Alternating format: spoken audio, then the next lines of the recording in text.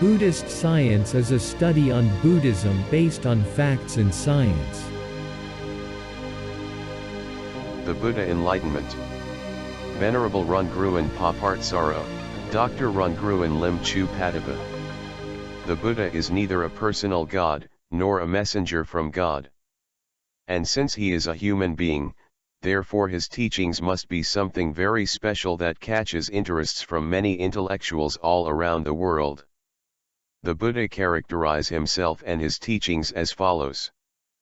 You can pay respect to me, but not necessary to please me, or to pray me for any kinds of miracles in return. Instead, you should study and perform the practice to understand and to contemplate the truths of life within nature correctly. My teachings are the truths of life within nature or Dharma. You can see me by means of seeing the truths of nature correctly. Those who see the Dharma, then he sees me. Those who see me, then he sees the Dharma. The Buddha explained that what he taught in his teachings all were about the truths of nature. He was not a creator who created the nature, and he did not create anything in his teachings. Therefore, in Buddhism, when we learn the Buddha's teachings, we also learn the truths of nature, not about any kinds of supernatural or magical powers at all. The Buddha enlightenment is not a supernatural phenomenon, but it is a discovery, as sort of experiencing the truths from the Buddhist practice. The Buddha described the characteristic of his teachings as follows. What I teach to you is about the truths of life within nature. These truths do already exist in nature. I do not create or make them up, it is the Dharma. No matter there is a Buddha or not, these truths are already happening in nature. I just teach about the truths of nature to you, therefore everyone who makes a proper study can understand and realize the truth.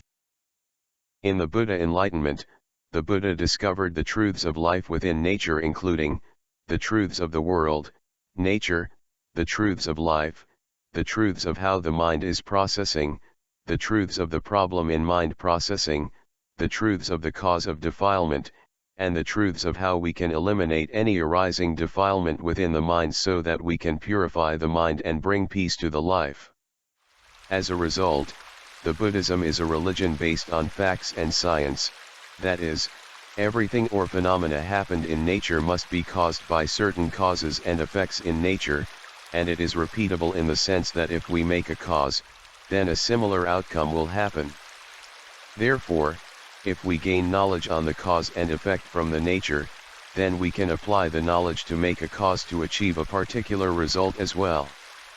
And if we want to eliminate any problem in life, then first we have to clearly understand what exactly causing the problem. After having a clearly understanding on the problem side, then next we can determine a goal and a solution strategy to resolve the problem, respectively. This scientific principle based on facts is named the Four Noble Truths, to analyze on what happening in the mind and then to resolve all kinds of problems in the mind, and this is the way to bring peace to life, and to the world. The Buddha explained that his teachings can be structurally classified into many layers of knowledge applications as compared to a cutting wood from a tree, which consists of many layers from the core, the sapwood, and the bark, etc. Therefore, in learning the Buddhism, one must go through the different layers of his teachings from the bark, sapwood, till the core. Therefore, in order to understand the heart of the Buddha's teachings, we must go through the narrative story of the Buddha at the night of his enlightenment in details. The story of the Buddha's enlightenment began like this. After several years of the Buddha performing various schools of practices, especially the extremist of torturing the body to yield the sin. Although these practices may receive respects from most of the people, but the Buddha found that there were no signs of any significant success. So, the Buddha decided to change his strategy by stopping torturing the body and returning to live in normal life, and the Buddha called this way of life, a principle of the middle way of living, that is, in performing the Buddhist practice, one should be in neither making life to be too suffering nor making life to be too joyful, however one should balance the way of living with nature. In accord to the Buddha's story, he reminded of the special quality of mindfulness breathing during his childhood. Then he realized that by having a mindfulness, one could follow the breathing throughout the whole breathing process. Then he applied the mindfulness throughout the meditation, thus the mindfulness was empowered to be used in an insight observation. The discovery of the special function of high-quality mindfulness and its application in observing mental phenomena was a significant breakthrough in Buddhism. This was the origination of the Buddhist cognitive process to gain an insight wisdom for the first time to the world. Prior to the day of the Buddha's enlightenment, the practice of meditation was quite well known among Anchorat, however none of them had ever developed an insight for the enlightenment yet. This is because the traditional meditation can only force the mind into an absorption. The mind could be calm, and a practitioner may earn some sorts of meditation powers, but not an enlightenment. As a matter of fact, the Buddha was the first one who developed a special technique to improve the quality of mindfulness by performing the meditation on focusing on a merit subject, and thus improving the mindfulness quality.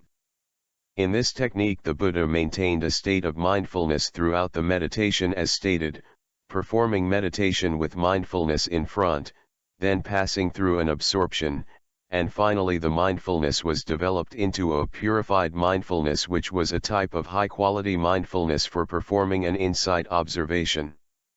This Buddhist meditation was later called a mindfulness meditation as comparing to the conventional mantra meditation. Therefore, in Buddhist practice, the term meditation in short for convenience is referred to the mindfulness meditation, not the mantra meditation. During the Buddha time, although many people may experience with the practice of mantra meditation before, but when listening to the Buddha on the mindfulness then they could incorporate the mindfulness meditation right away, and then perusing into an insight observation to gain wisdom. The Buddha modified the traditional Brahman, mantra, meditation by incorporating the component of mindfulness into the meditation practice and carrying on the mindfulness through the meditation practice, of the mindfulness meditation. The main difference between the Brahman, mantra, meditation, and the Buddhist, mindfulness meditation is the component of mindfulness during the practice. That is, in the mantra meditation practitioner will force the mind to focus on a specific word with supernatural power before getting into a one-pointedness state of the deep meditation of absorption, and then utilizing the meditation to suppress the defilements, while in the mindfulness meditation practitioner will empower the state of mindfulness, and then cleansing all the disturbing subjects within the mind so that the mind eventually becomes relaxed and reaching into the deep meditation of mindfulness absorption.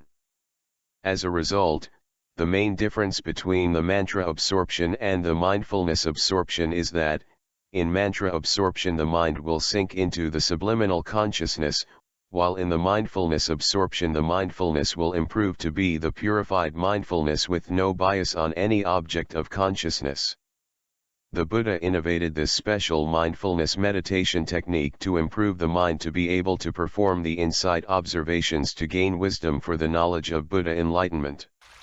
In Buddhism the stream of consciousness can be characterized as a flow of the process of dependent origination, and it is compared like a streaming of water flow in a river, and by having an observation with mindfulness on the stream, we can classify the water flow into three portions: whatever matters of the past, whatever matters of the present, and whatever matters of the future. What happenings in lives are seamlessly connected and entwined into a complex thinking through the mind processing as represented in the process of dependent origination. The mind is simply a natural data processing of what we have encountered and act to the world.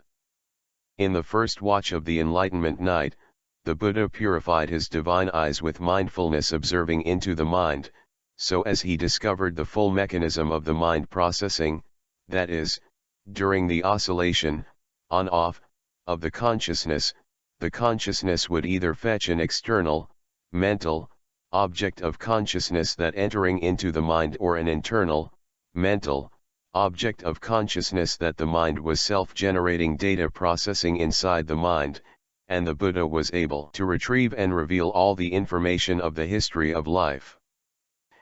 It should be noticed that the enlightenment is the way to gain a knowledge on how to eliminate defilement began with an understanding of the law of cause and effect. Then when considering on both the cause and effect of the on and the off sides of each phenomenon, then performing the Four Noble Truth strategy on each mental phenomenon, and when applying the investigation throughout the mind processing, then realizing the process of dependent origination. This was a very important fundamental knowledge that led to the enlightenment in the third watch of the knowledge of how the mind was processing, and of what was the cause of the rising defilement, and finally of how to get rid of all contaminated defilements within the mind processing, so that he was able to purify mind and resulted in a special state of the eliminating of all sufferings in life, called nirvana. In conclusion, the enlightenment of the Buddha could be summarized into four subjects, namely the law of cause and effect, the Four Noble Truths, the process of dependent origination, and the nirvana. The Buddha discovery of the law of nature was very essential, as the Buddha simplified the principle of cause and effect in nature into a simple term as no self, in a contradiction to the assumption of self. The concept of no self in Buddhism is very interesting, exceptional one in the ancient time, because everyone at that time believed that everyone was a personal self of being someone, and in a special assumption God was assumed to be a supernatural entity among various kinds of self of beings, and then assuming that human being is created by God. The Buddhism explained that indeed these ancient beliefs were based on the world of assumptions, and defined the kinds of truths into two types, that is, assumed truth and absolute truth. The Buddha did not want to bother or argue about the beliefs of assumed truths, but he focused only on the experimental truths of which he discovered during his enlightenment based on the experiences from the insight observations of the objects of consciousness related to the body, feeling, perception, mental formations, and consciousness. In the enlightenment, the Buddha discovered that life was simply a natural process and leading to a conclusion that life was no self. Life can be in either with form or formless without body after death, but there is no self who can control and dictate whatsoever the life will be as wish. However, if we know the cause and effect, then we can maneuver a certain cause of actions to get the result done. The concept of no self is not just a philosophy or logical thinking from imagination, but it is derived from the reality of the world in the principle of dependent origination, law of nature, that he discovered on the day of enlightenment. By realizing the truth that life is a natural process happening due to the law of nature as abiding by to a certain cause and effect, so a life is no self. This breakthrough discovery does transform the way we view the world and all beings into a new paradigm of understanding. Then by incorporating this reality in responding to any arising object of consciousness, the process of dependent origination will be interrupted and collapsed right away, and then the mind will be liberated from any influences of the objects of consciousness and resulting in the elimination of all kinds of defilements within the mind processing, and finally the mind will instruct the body to make a right action to the world. The context of the ignorance in Buddhism means not knowing the truths of life within nature. On the contrary, the wisdom means knowing the truths of life correctly, and the Buddhist meaning of the word no self here is equivalent to the law of nature or the law of science as well. The Buddha was able to deliberate the object of consciousness in related to the five aggregates from the mind, so that when he reviewed forward of the process of dependent origination, he realized that there were no any more mental formations with ignorance, and when he reviewed backward of the process of dependent origination at the six sense bases, he realized that the craving was significantly reduced. All in all, the mind was tremendously stable in peace, and all the defilements were completely cleansed from the mind, and the mind reached a special state of nirvana. After the Buddha enlightenment, he reviewed the knowledge that just gained and felt that these knowledges were very abstract and difficult to understand, so he classified people to be able to compare sense the truths of life within nature into three different groups as compared to the three kinds of lotuses in a pond as follows. Those who has a capability to learn and develop an insight wisdom right away. It is like a lotus that will bloom in the next day. Those who has faith to be good. It is like a lotus that need times to bloom in the future. But those who is a bad person, it is like the rotten lotus that is spoiled one underwater. And since then, the Buddha spent the rest of his life teaching the truths of life within nature to the world. His collective teachings are called the Buddha's teachings or the Buddha's words.